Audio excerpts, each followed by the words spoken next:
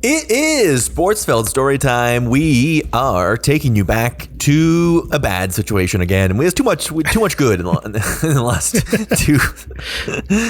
two stories time. We did 2 months of TFC that I got a giant kick out of.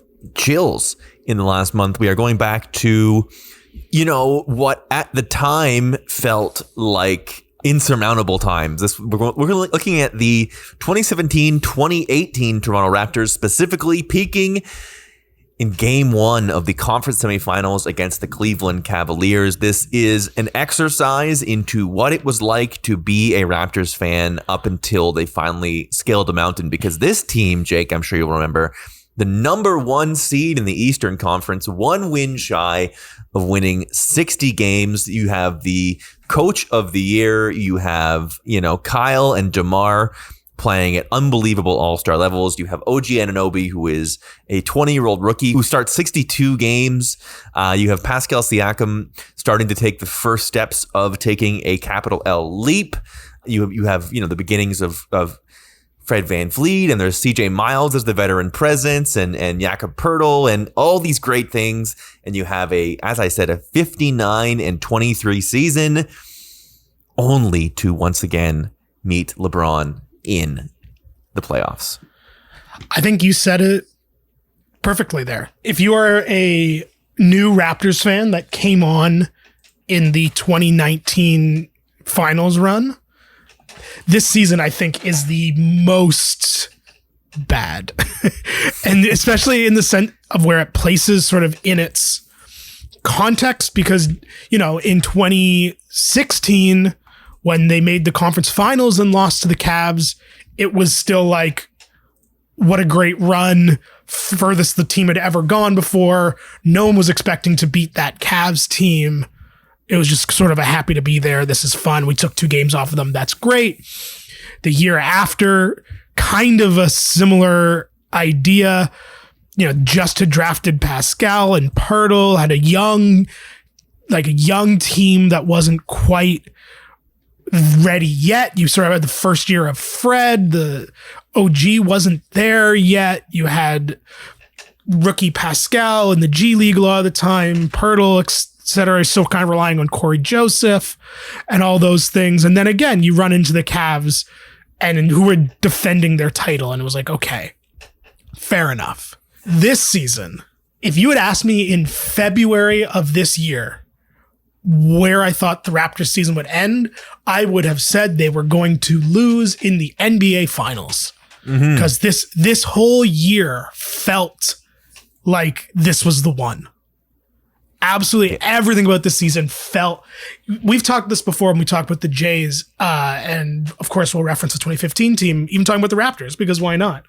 But we've talked probably that season has so many of those moments where you're like, okay, this is the one. Like you think to like the Estrada near perfect game and the Donaldson catch. There's the Price game. There's the Tulo game. There's the Edwin games. There's the literal bat flip. Like there's so many things like this is the one. And this Raptors season had all of those. To trace back sort of how we get from nothing to the point where they are the number 1 seed and feeling like they could beat the Cavs. 2013-14 is the year they made the deal to trade Andrea Bargnani away. They traded Rudy Gay away. They make the surprising run, and they go take 7 games in the first round against Brooklyn. The very next year they come back. They win the division. They get swept by the Wizards. Then the very next year, the one we talked about in a story time not too long ago, is making the Eastern Conference Finals and losing in 6 to the Cavs. That was a true belief that this team was about to take those next steps, and that they had done the job of laying the foundation, and now they were building the core, and now they had finally got out of the first round was the hard thing.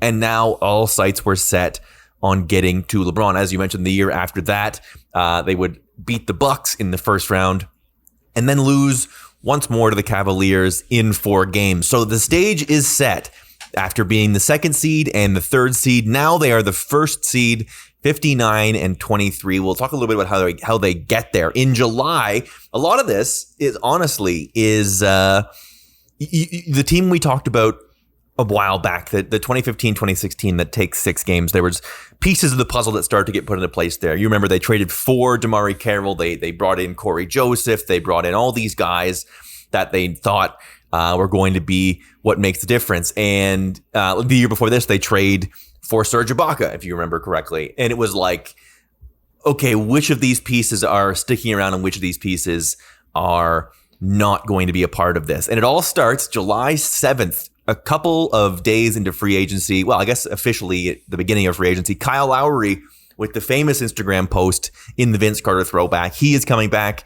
Serge Ibaka re-ups for a multi-year contract. They draft OG Anunoby. And in the 13th, they trade away DeMarre Carroll and a first and a second for Justin Hamilton, then waive him after trading Corey Joseph away. They sign CJ Miles to sort of take the place of the DeMarre Carroll veteran guy who you will learn a lot from. Norm Powell resigns. So they come in with a very, very strong, a number 2 seed roster that had high expectations and was, mostly if you don't count the playoffs, like did live up to expectations. 59 wins is not something that happens by accident. So your rotation basically is DeMar, Kyle, Serge, Jonas, DeLon Wright played 20 minutes a game, Pascal 20 minutes a game, OG, Fred 20 minutes a game, CJ Miles 20 minutes a game, Pirtle 19 minutes a game, and then Powell 15 minutes a game. That is an 11-man rotation. Pretty impressive to have that many guys basically average 20 minutes a game, and to balance that, a total of 18 guys end up playing games. You get 2 Bruno games, Nigel Hayes, Alfonso McKinney, Malachi Richardson, Malcolm Miller, Bebe, Lorenzo Brown as well. But 11-man depth is unheard of. Like it's crazy to be 11 guys deep.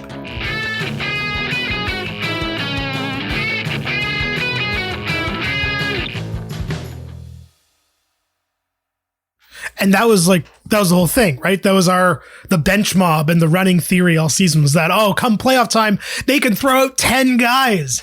Like, isn't that amazing? And then it turned out that's not how NBA playoffs work, which is fair. But to your point, it was unheard of. Like, just going through sort of the records in the season. And if I'll click on in December, when they went 11, or no, not December, that's not a good example for my argument. In January, you have, for leading scorers in games, you have DeMar, you have Serge, you have Fred, you have CJ Miles, you have Lowry, you have Jonas. It really was different guys were stepping up. And not only the rotations were done in such a way that anybody could, CJ Miles led a game in scoring. That's crazy. The game to me that really stands out as the one, there's a 2-game period in January of 2018 that was my sort of brain turning point of this isn't your daddy's Raptors team kind of thing, which was on January 11th at the ACC. The Cleveland Cavaliers came to Toronto and the Raptors kicked the shit out of them. We're halfway through the season and Cleveland is staggering a bit, losing 5 of 7. Toronto has won 5 of 6. It's a season high for the Raptors after a season low in points against Miami on Tuesday. And LeBron James already headed for the locker room. A 133-99 win. Fred VanVleet led the team in scoring. Sign of things to come, if you will.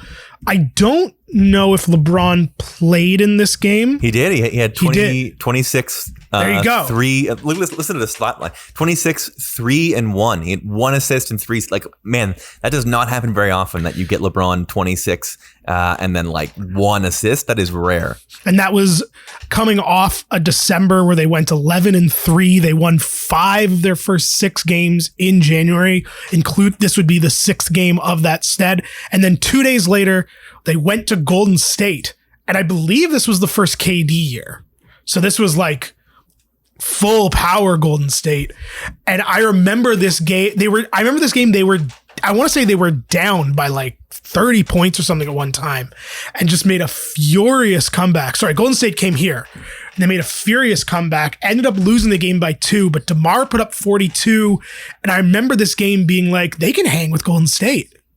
Mm-hmm. This team is, because this is like right in the midst of like Golden State are the absolute monsters. Yeah, at the half, it's 81-54 Golden State. From the foul line and 81 in the first half. DeRozan for a running Siakam. Van Vliet for 3, and he got it.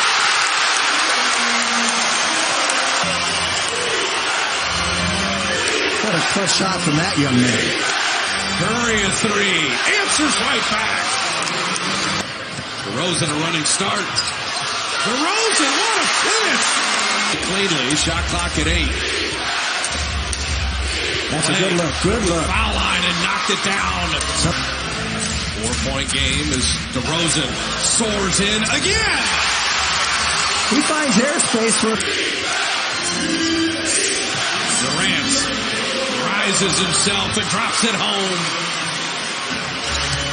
DeRozan, floater, rattles out, big rebound, DeRozan again. Raptors, unless they get an offensive rebound, will get the last possession.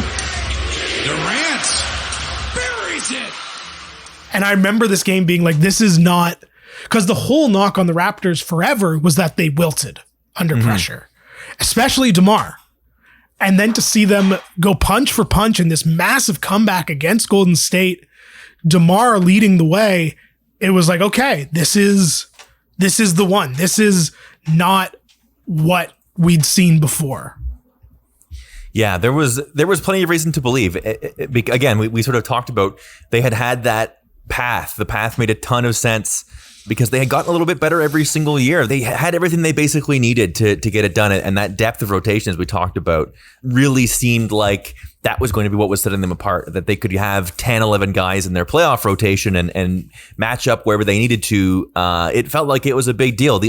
One thing they didn't really do is load up or dramatically improve the team during the season, right? There's no the only real deal that they make is they trade Bruno away for Malachi Richardson, which heartbreaking for the Bruno stands among us. But there's no deadline move. There's no PJ Tucker. There's no, obviously we get to getting Marc Gasol and sort of those moves, but there's not even like a small one. And I think it's easy to look back at that now and go, oh, they really should have found something, hard to tell what, but found something to upgrade that team. But the reality is, and thinking back to our mindset at the time, the reality is they're 11 guys deep. Like, what are they going to add? What's the point of adding? You have your backcourt is 2 all-stars in their prime. Kyle and DeMar both made an all-star game this year. DeMar was a starter that he deserved to. He averaged 23, 5 and 4 on, very good shooting and his absolute prime of continuing to improve his game year after year. Kyle was doing Kyle things, averaging 16 and 7 with 5 rebounds and a steal. And they had this prime backcourt. Serge and Jonas was your, center and power forward rotation. OG is this emerging young wing that you would see the flashes and you'd be like, how the hell did this guy fall to the Raptors in the draft? Like, how in the world did OG Anunoby go 23rd? Because he would, and we obviously see this coming up years later, it sort of had that young Kawhi vibe where it was like, he's checking LeBron, he's guarding LeBron, and it was such a big deal. I remember that being like the thing to dream on, and it remains that thing years later now. It's just like they didn't improve the team, but they really didn't scream out that there was a need they needed to upgrade. Yeah, and I think you see that, what we'll talk about at the end of this story time when the big trade was eventually made, and it was literally the only way to improve the team was to trade DeMar and Pirtle. And that was sort of what I think you said it exactly right. I think it's easy to look at this season and this team and be like, oh, we were all wrong that this team was the one. And we were all like, they definitely didn't have it and all that. I don't think that's true. I think we were all exactly correct. This was just the highest this team was going to go. Yeah. And you could make the argument maybe that, even if they don't make the Kawhi trade and another year older OG, another year older Pascal, another year older Fred, all that with this team, maybe they still win the next year. I don't know. Probably not, but maybe, because like we all know what Kawhi did for the team. But I think that this team, I feel like there's a certain amount of disrespect on this Raptors team because they were sort of the last straw before something had to give of this era. But I think they were just, sometimes a team is just really good, but not good enough. Yeah. And that, that just happens. I think they would have beaten anybody other than the Cavs. I do too. In the East. The East breaks down. The Raptors are your number 1 seed, 59-23. Boston, second seed, 55-27. Philly, 52-30. The Cavs, 50-32 with a 4 seed. The Cavs. This was a very blatant LeBron doesn't care about the regular season. And I believe they had just traded away Kyrie. This is the first and only Isaiah Thomas year. So talk about being ripe for the picking, this team. Right, they were fighting all year too, weren't they? Absolutely correct. Indiana, this was classic LeBron GM, right? Was he would just trade away half the team midway through the year. Indiana, the 5th seed, the Heat, the 6th seed, Milwaukee, the 7th seed, and the Washington Wizards, your 8th seed. The Raptors would meet the Wizards in round 1 of the NBA playoffs, and we will talk about that series, all 6 games, on the next episode of Storytime.